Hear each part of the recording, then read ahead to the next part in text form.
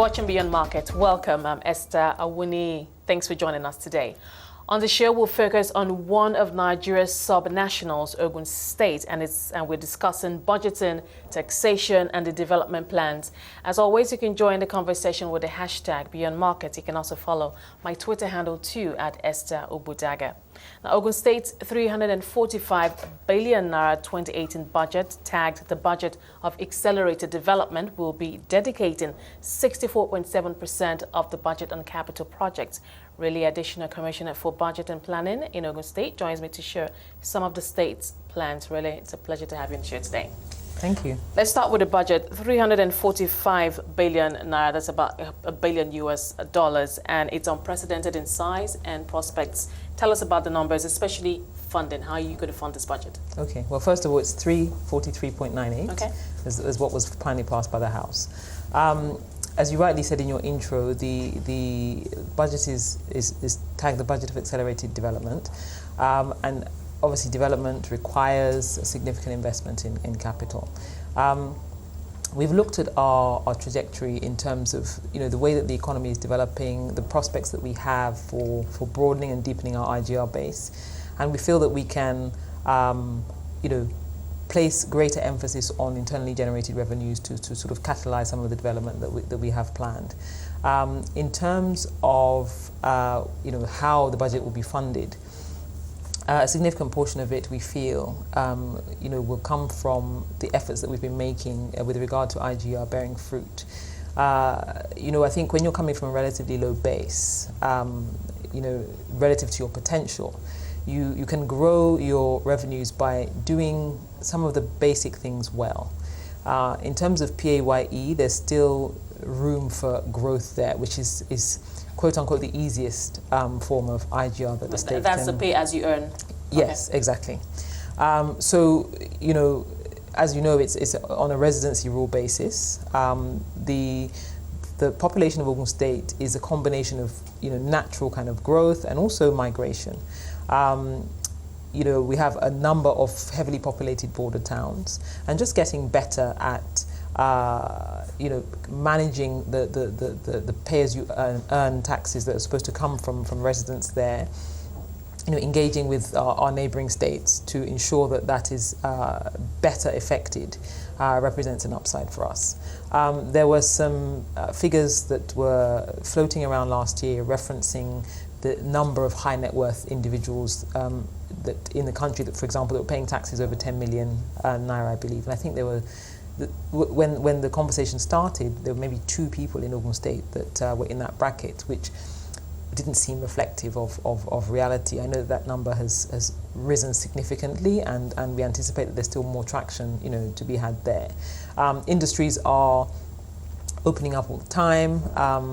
SAB Miller is in the process of, or International Breweries as they're now called, is in the process of building a very large installation in Ogun State, and there'll be a lot of ancillary development that will support their staff, that will enable them to be resident in the state. Those kinds of things begin to shift what your payroll looks like. You start to have more medium and higher value residents from a point of earnings living in the state, and that's the trajectory we want to encourage going forward. Oftentimes, when one looks at some of the budgets of some of the subnationals, and one looks at what is budgeted for personnel costs and overhead, general overhead costs versus what's actually going to be spent on capital projects, it's usually that big differences. Almost sometimes as high as 70% goes on into just paying salaries and overheads compared to what is Ogun State's story? So Ogun State for pure salaries is below 30%. Between the actual state salaries and some support that we give to the local government, we're around 28.5% of the total budget. The challenge with these things always comes with the funding, because when you have funding constraints, then typically a responsible government will endeavour to pay salaries first, and so that the risk is that the developmental spending is the thing that gets cut back. But having levers for IGR I think is critical in terms of ensuring that the budget performance stays at a level that can have impact on development of the state. And I think that, in the last year, for example, the numbers are still sort of being, finalised and finalised, but 72% performance. We think is a quite credible number. Clearly, we're not. That has been the track record. Do you think that, with a budget of this size, do you think that you can also pull that off and keep that that range? That is the intention. At the end of the day, for a state like Ogun State, the critical thing is getting to that tipping point. When you want to reposition a state economy, there are many sort of building blocks that you need to put in place, and then you get to a point where everything kind of converges well and things kind of take on a life of their own. So our efforts really are getting Ogun State to that point. There's been a greater emphasis on partnering with development agencies, both for technical assistance and low-cost financing to execute some of these development objectives. And it's all really to get Ogun State to the point where it's kind of firing on all cylinders, and the potential that it has, nothing is being left behind. Now, what would be the key priority projects that this budget will be seeking to achieve? We will focus on, finishing a lot of infrastructure that is already sort of underway. Since 2011, there's been a great deal of emphasis on, roads and just physical infrastructure within the main urban centres. Abeokuta obviously is the state capital, and there's a need to have a sense of it's also the most populous city. So there's a need to ease movement of goods and people, and just send that clear message that Ogun State is ready to do business. But it hasn't been restricted to Abeokuta. The other major towns in the state also have enjoyed a level of infrastructural investment. So continuing and completing those projects will be a focus.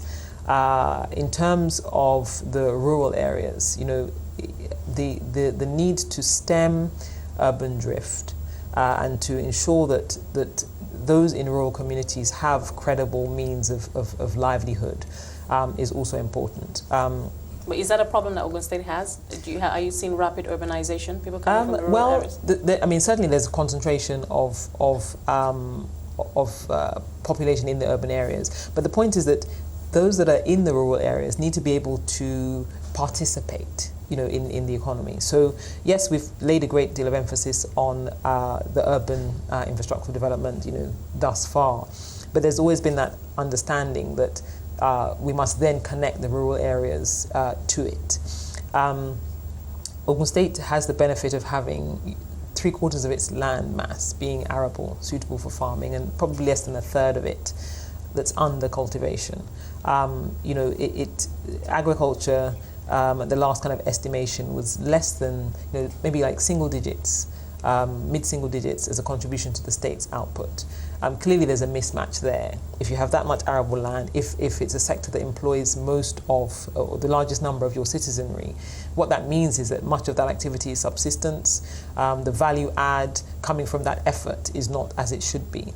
And part of the way that you get that to happen is to ensure that those undertaking that activity can evacuate what they're producing and get it to the market, but also encouraging better organization of the sector.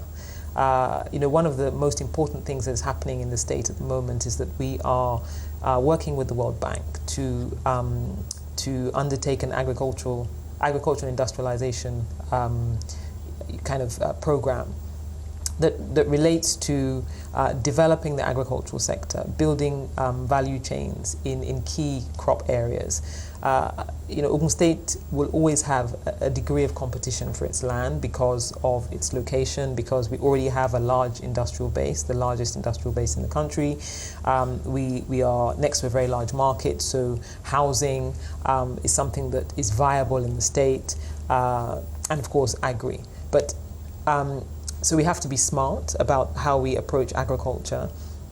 So crops like rice, which clearly there's huge national demand for. Ogun State is home to a specialty rice known as ofada that we're very keen to maintain a presence in and to lead in.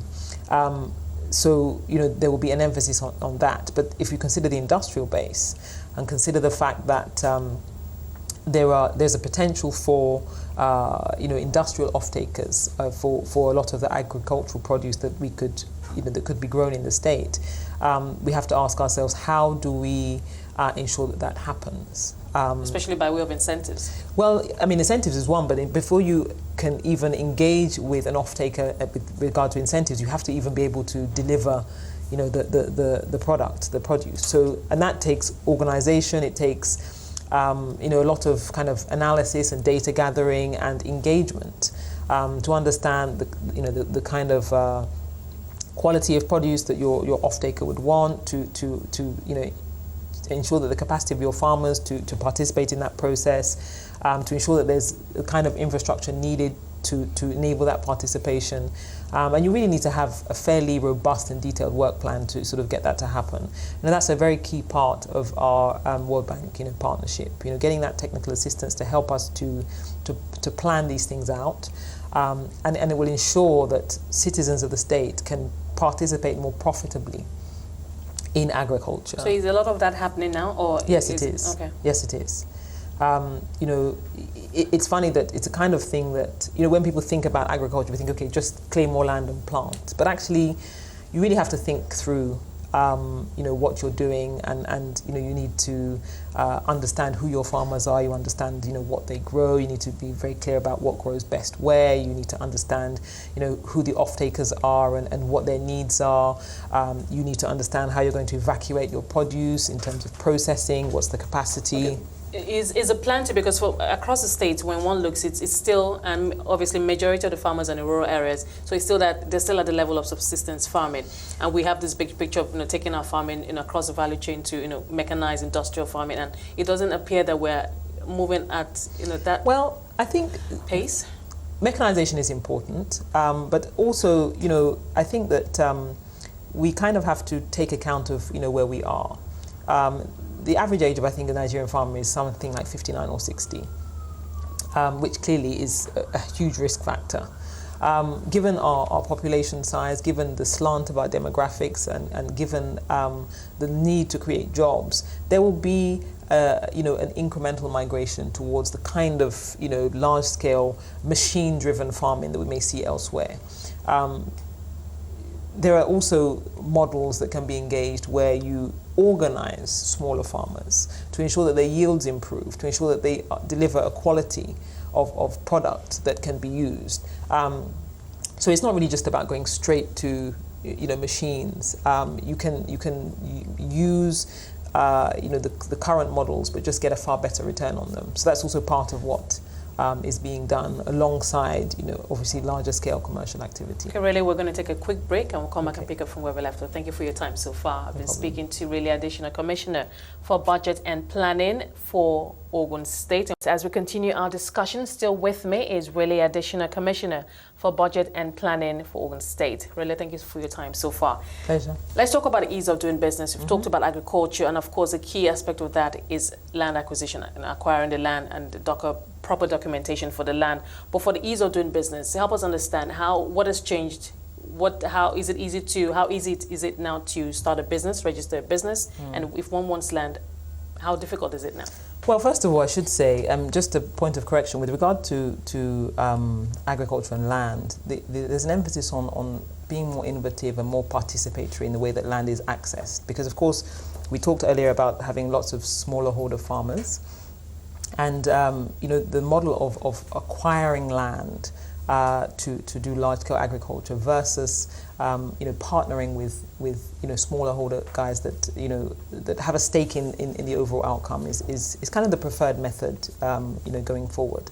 But in terms of the ease of doing business, at the start of this administration in 2011, based on the World Bank's 2010 Ease of Doing Business survey at the subnational level, Ogun State was performing very poorly and was in the bottom quartile in almost every indicator.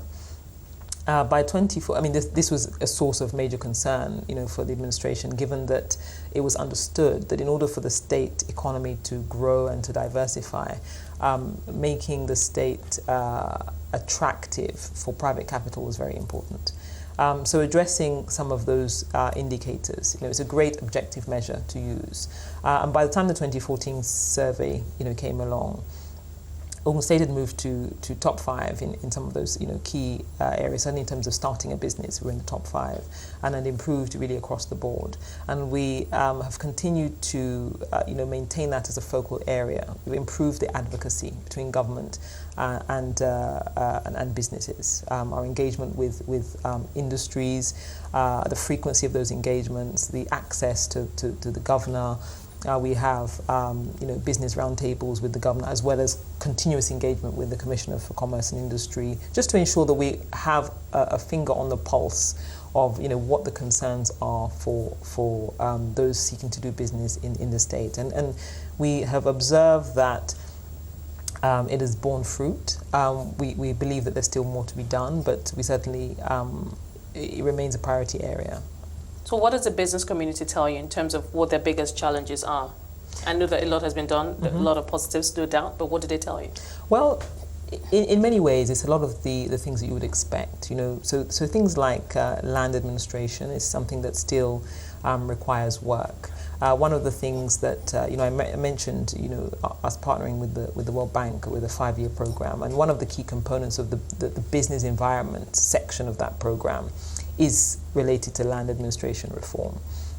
So processes that are heavily paper-based being automated, giving greater access to the end users of the documentation that's required to be able to better participate and observe and monitor their process as it occurs. These things require technology that are in different stages of implementation in the state, but just having a holistic intervention that has clear outcome measures and funding attached to those measures, we feel will help us to streamline our efforts and monitor objectively the results that we're having. So that's a very key part of doing business in the state. Also, setting up an investment promotion agency. We have had what we refer to as a one-stop shop. But, of course, for these things to really flourish, they need to be properly institutionalized. It cannot be a victim of the cycles of personnel. You need to sort of establish those things in a proper sort of governance structure. So that's something that we're also working on, currently, engaging, experts that are external to Ogun State to really help us to set up an IPA that will go from strength to strength, so that people that are interested in Ogun State can get access to the information that they need. The NIPC recently ran an exercise with subnationals in terms of certifying them as having the capacity to sort of produce information for investors, and Ogun State has gone through that process and has been certified. This was a very recent. I think December or January this happened. So, there are many efforts that are going on to ensure that we move Ogun State to the next level in terms of interfacing with external partners that want to do business in the state. Okay, so if I'm a foreign investor, for instance, I could just go to the government website and just take a look at Ogun State at a glance, see what the land, rules around or regulations around maybe land investment opportunities in the state across different sectors. Do I have that? Foreign investors have that, just take a look and have that at a glance? There's certainly, there's a one-stop shop website. Like I said, the one-stop shop is the precursor to the investment promotion agency. So we're not where we want to be in that regard, but we are on the way. The process mapping is one key thing. So, for example, if you want to acquire land, or you want to start a business, or you want to receive planning permission for something, having the process that needs to be undertaken, documented and on the website is something that I think is substantially complete. These things are key, I think, to accountability for government. One of the challenges I find is that people don't really understand what the process is. So there's an inherent concern if they don't have all of the information. If you're in a different environment and you can pick up a leaflet or go to a website and they'll tell you, okay, you need to do A, B, C, D, E. So you feel empowered by having that kind of information. And I think that's critical, and that's something that will be concluded, relatively soon. In terms of engaging with investors about opportunities, we have investors forums once every 2 years, for example, that seek to draw out some of the areas that we feel investors maybe not as aware of as they should be, or that we feel are important to catalyze the sort of economic transformation of Ogun State. The next one is coming up on March the 20th for 2 days, and we will be discussing agriculture, we'll be discussing industry, and we'll be discussing technology, in the sense that that's a very nascent area. We look at the demographic of Nigeria and by extension of Ogun State. There are many things that young people have sort of naturally developed skills for without, on their own.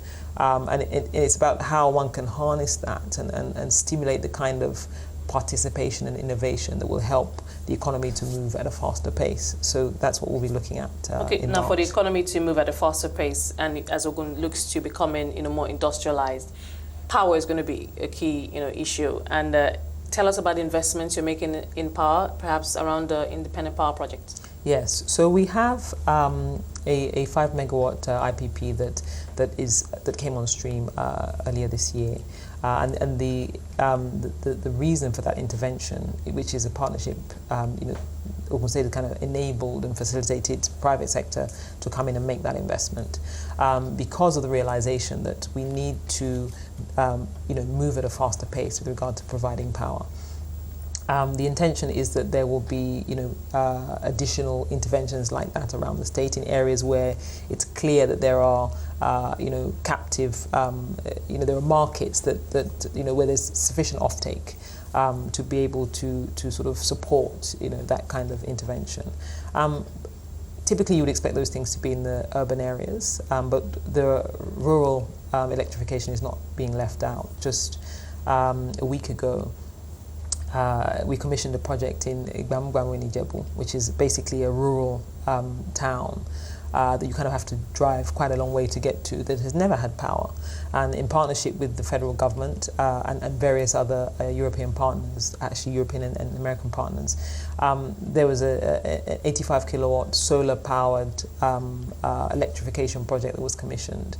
And it's something of a pilot. We expect to see more of that being replicated across the states. And what that does is it opens up the options and the possibilities for rural communities to have more resilient, more robust livelihoods, to have more options available to them in terms of economic activity, and to enable them to engage with the urban areas from a position of greater strength, rather than simply moving to urban areas because they are looking for work. They can actually begin to undertake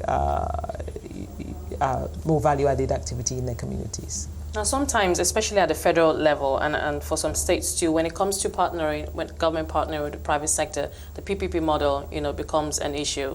What's that been like for Ogun State?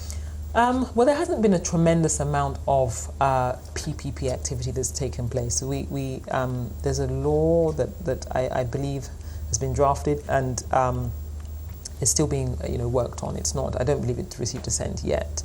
But I think it's something that is important in order for certain opportunities to be unlocked. And we look at private participation, on a sort of a two-pronged, basis. Of course, there is the pure, simply facilitating private sector activity in the state, and then there is obviously the opportunity of partnership. I think that the general climate is kind of skewed towards the former, in part because Nigeria's track record overall in PPP hasn't been fantastic. I think that it's probably an easier win to sort of facilitate, being a good host to private capital in the first instance, and recording success stories in various sectors that encourage people to feel more comfortable about being in partnership with government. As you know, people have concerns about political cycles. They wonder about continuity. And so if you have activity in the private sector, those things are are reduced. Those risks are reduced. So I feel that the lower hanging fruit is probably in that area. And as we mature,